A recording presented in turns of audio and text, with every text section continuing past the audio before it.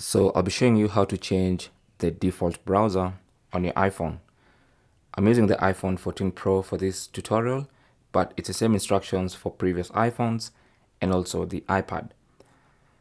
So what you need to do is go to settings. On the main settings page, just scroll down and maybe go to any browser, preferably the browser you want to make your default browser. Now I have Chrome, Firefox and Safari on this browser.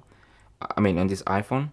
So I'll go to Chrome, for instance, select it, and then go to default browser app, tap on it, and then you can choose any of these to be your default browser.